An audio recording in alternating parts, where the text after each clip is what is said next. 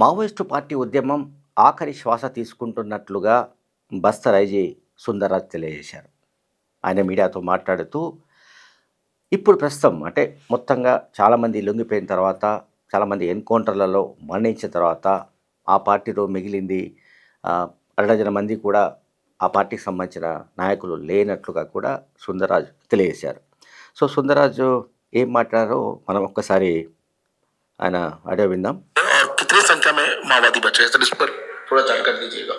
अभी सीपीएम संगठन का जो पोलिट ब्यूरो मेंबर्स में देव जी है, गणपति है, मिस्र बेसरा है और सेंट्रल कमेटी मेंबर्स में संग्राम है और डीके सरसी कैडर्स में पापा राव प्रभाकर। इस प्रकार काफी गिने चुने माओवादी कैडर का अभी जानकारी प्राप्त हो रहा है। अन्य कई माओवादी कैडर हिंसा छोड़कर समाज की मुख्य धारा में शामिल हो गए या मुठभेड़ में उनकी डेड बॉडी रिकवर हो गई या अन्यथा गिरफ्तार की गई थी। इस प्रकार माओवादी संगठन का टॉप लेवल लीडरशिप और नीचे लेवल की लीडरशिप भी लगभग अभी समाप्त हो चुकी है और अन्य जितना भी जो कैडर्स है बार बार हम वही अपील करना चाहते हैं, उनके पास समय बहुत कम है, सही समय में सही निर्णय लेकर यदि मुख्य धारा में शामिल हो जाएगा बेहतर होगा। अन्यथा जिस तरीके से हमारा सुरक्षा बल एक संकल्प के साथ कार्रवाई कर रहा है, उसकी कार्रवाई को उनके सामने करना पड़ जाएगा। सर अब तक कितनी संख्या में माओवादी రైట్. అంటే బస్తర్ ఐజీ సుందర్రాజు చెప్తున్న కథనం ప్రకారం అయితే కేవలం ఒక అరడజన మందికి పైగా లేరు. ఇందులో తెలంగాణకు చెందిన మల్లారాజిరెడ్డి alias Sangram, Uppal Lakshmanarao alias Ganapati, Tippiri Tirupati alias Devji, అలాగే జార్ఖండ్కు చెందిన మిస్సిర్ బిస్రా, ఇట్లాంటి వాళ్ళు అంటే ఒక 7-8 మంది, 6 తప్ప మా పార్టీకి దిశ దశ ఇచ్చేవాళ్ళు ఎవరు లేనట్టుగా కూడా సుందర్రాజ్ తెలియజేశారు. అయితే ఆయన చెప్పిన దాంట్లో ఒక ఇంపార్టెంట్ వ్యాలిడ్ పాయింట్ ఉంది. ఆయన ఏమంటున్నారంటే, ఇప్పుడు ఎవరైతే ఆ పార్టీకి చెందిన నాయకులనండి, క్యాడర్ అనండి, వేళ్ల మీద లెక్క పెట్టగలిగిన వాళ్ళు ఎవరైతే ఇప్పుడు బస్తర్ అడవుల్లో ఉన్నారో, తలదాచుకుంటున్నారో, వాళ్ళు అయితే లొంగిపోవడం, లేదా భద్రతా బలగాలతో జరిగే సాయుధ ఘర్షణలో చనిపోవడం, లేదా అరెస్ట్ కావడం. ఈ 3 సన్నివేశాలు మాత్రమే ఇక మిగిలి ఉన్నట్లుగా సుందర్రాజ్ మీడియాకు చెప్పారు. సో, ఇప్పుడు మనకు కనిపిస్తున్న దృశ్యం ఏంటంటే, ఆల్మోస్ట్ చాలామంది ఆ పార్టీకి సంబంధించిన ముఖ్యమైన వాళ్ళు అంటే సిద్ధాంతకర్తలు అనుకునే వాళ్ళు కూడా లైక్ ఆ పార్టీ పొలిట్ బ్యూరో సభ్యుడు మల్లోజుల వేణుగోపాల్ కానీ, అట్లాగే ఆ పార్టీకి సంబంధించిన మిలిటరీ క్యాడర్కు సంబంధించిన అగ్రనాయకుడు Chakkelapalli Vajar alias Rupesh alias Ashanna, and అదే పార్టీకి సంబంధించిన కేంద్ర కమిటీ సభ్యులు రామ్ధేర్, అనంత్, లేదా పుల్లూరి ప్రసాదరావు, ఇటువంటి వాళ్ళంతా లొంగిపోయారు. ఇక చనిపోయిన వాళ్ళ విషయానికి వస్తే మోడెం బాలకృష్ణ ఉన్నాడు, చలపతి అలియాస్ సుధాకర్ ఉన్నాడు, ఆ తర్వాత పోతే ఇంకా ఆ పార్టీకి సంబంధించిన అనేక మంది అగ్రనాయకులు అంటే హిడ్మా అండ్ రామచంద్రారెడ్డి, సత్యనారాయణ రెడ్డి, అండ్ ఆ పార్టీ సెక్రటరీ బసవరాజు మే 21న ఎన్కౌంటర్లో చనిపోయిన సంగతి మనందరికీ తెలుసు. సో, ఈ రకంగా అంటే ఆ పార్టీకి సంబంధించిన అగ్రనాయకత్వం అంతా ఎన్కౌంటర్లలో ఆల్మోస్ట్ చాలామంది చనిపోయారు. ఇక మిగిలిన వాళ్ళు చాలామంది లొంగిపోతున్నారు. అది కూడా అంటే తమ ఆయుధాలను వదిలిపెట్టి జనజీవన స్రవంతిలోకి వస్తున్నారు. అయితే ఇప్పుడు బస్తర్ ఐజీ చేసిన హెచ్చరిక ఏంటంటే, సమయం ఇంకా ఎంతో దూరం లేదు. అంటే మార్చి 31 అమిత్ షా డెడ్లైన్ పెట్టిన విషయం మనందరికీ తెలుసు. అంటే మార్చి 31 లోపు అయితే లొంగిపోతారా, లేకుంటే ఎన్కౌంటర్లో చనిపోతారా? ఈ ఈ రకమైన ఒక క్లైమాక్స్ సన్నివేశంలో ఆ పార్టీ ఉంది, ఆ పార్టీ ఉద్యమం ఉంది. కనుక ఇప్పుడు సుందర్రాజ్ చెప్తున్నది ఏమిటంటే, బస్తర్ ఐజీ మీరు కనుక లొంగిపోకపోతే మీరు సాయుధ బలగాల ఘర్షణల్లో చనిపోయే అవకాశాలు ఉంటాయి. కనుక ఇక సమయం కూడా ఎంతో దూరం లేదు.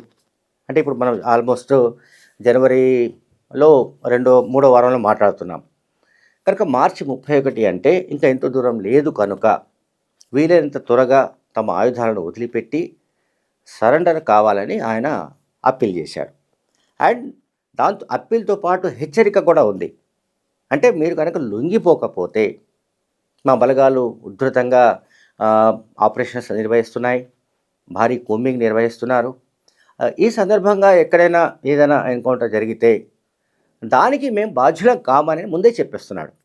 అంటే ఎక్కడైనా సరే తారసపడితే, అంటే మావోయిస్టులు కనుక సాయుధ మావోయిస్టులు ఎదురుపడితే భద్రతా బలగాలకు మావోయిస్టులకు మధ్య కాల్పులు జరిగితే ఆ ఎన్కౌంటర్లలో వాళ్ళు చనిపోయే అవకాశాలు ఉంటాయి. కనుక వాళ్ళు ఇప్పుడు ఆల్రెడీ ఈ సాయుధ పోరాటం విఫలమైంది, అట్లాగే ఇప్పుడు ఇక ఆయుధాలతో పోరాడలేమని అర్థం చేసుకున్న తర్వాతే చాలామంది ఆ పార్టీకి సంబంధించిన అగ్రనాయకులు లొంగిపోతున్న నేపథ్యంలో, పార్టీ క్యాడర్ పూర్తిగా లొంగిపోతున్న నేపథ్యంలో హిడ్బా లాంటి వాళ్ళు ఎన్కౌంటర్లు చనిపోవడం, బార్షే దేవా లాంటి వాళ్ళు తెలంగాణ పోలీసుల ముందు లొంగిపోవడం, ఈ నేపథ్యంలో పీపుల్స్ లిబరేషన్ గెరిల్లా ఆర్మీ లాంటిది, అంటే ఆర్మీ అనేది కూడా పూర్తిగా తుడిచిపెట్టుకుపోతున్న ఈ సమయంలో ఇక వాళ్లకు లొంగిపోవడం మినహా మరొక ఆప్షన్ లేదని కూడా ఐజీ సుందరరాజు చెప్తున్నాడు. సో ఇక ఈ మిగిలిన వాళ్ళు, అంటే గణపతి కావచ్చు, దేవ్జీ కావచ్చు, మిగతా వాళ్ళు, వాళ్ళ వైఖరి ఏమిటి అనేది మనకి ఇప్పటిదాకా తెలియదు. అంటే ఈ మధ్యకాలంలో గడిచిన దాదాపు 4-5 నెలలుగా మనం ఒక పత్రికా ప్రకటన కూడా ఏది అంటే పార్టీ నాయకత్వం నుంచి, పార్టీ సెంట్రల్ కమిటీ స్థాయి నుంచి ఎటువంటి ప్రకటన లేకపోవడం కూడా అనుమానాలు కలిగిస్తున్నాయి.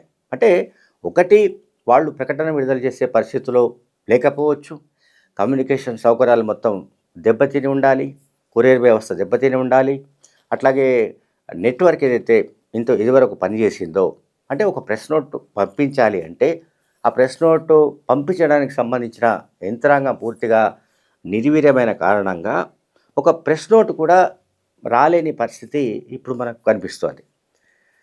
కనుక మనకు అందుతున్న సమాచారం ప్రకారం లేదా అనేక మంది చెబుతున్న విశ్లేషణల ప్రకారం అయితే బహుశా ఇప్పుడు ఎవరైతే మిగిలి ఉన్నట్లు మనం భావిస్తున్నామో, బస్తర్ ఐజీ సుందర్రాజు చెబుతున్న దాని ప్రకారం ఆ పేర్లు ఏవైతే ఉన్నాయో వాళ్ళు ఈ సాయుధ పోరాటాన్ని కొనసాగించడానికి నిర్ణయించుకున్నట్టుగా కనిపిస్తోంది. అంతవరకు కూడా మనకు సమాచారం అందుతోంది. మావోయిస్టు పార్టీ వర్గాల నుంచి అందుతున్న సమాచారం ప్రకారం గడిచిన 6-7 దశాబ్దాలుగా ఏదైతే ఉద్యమాన్ని వాళ్ళు సాయుధ పోరాటాన్ని సాగిస్తున్నారో ఆ పోరాటాన్ని చివరి వరకు కొనసాగిస్తామనే వైఖరితోనే ఉన్నట్టుగా కనబడుతుంది. కనుక వాళ్ళు లొంగిపోయే అవకాశాలు దాదాపుగా లేవు. ఇక నెక్స్ట్ ఏం జరగబోతుంది అంటే ఇక రాబోయే రోజుల్లో ఏ సంఘటనలు జరిగే అవకాశం ఉంది, ఏ రకంగా వాళ్ళ అంటే మావోయిస్టు ఉద్యమం పూర్తిగా తుడిచిపెట్టుకొని పోతుందా, లేక మరికొంతకాలం అది కొనసాగే అవకాశం ఉంటుందా అనే దానిపైన రకరకాల ఊహాగానాలు కొనసాగుతున్నాయి. ఇంతమంది లొంగిపోయినా, ఇంతమంది ఎన్కౌంటర్లు చనిపోయినా ఇప్పటికీ ఆ పార్టీ ఇంకా ఉంది అని చెప్పడానికి, ఆ పార్టీ మనుగడలో ఉంది అని చెప్పడానికి ఆధారాలు ఉన్నాయి. కానీ ఆ మనుగడ ఎంతకాలం ఉంటుంది, అది ఎంతకాలం సజీవంగా ఉండే అవకాశం ఉంటుంది అన్న దానిపైన కూడా అనేక చర్చలు జరుగుతున్నాయి. Thank you very much.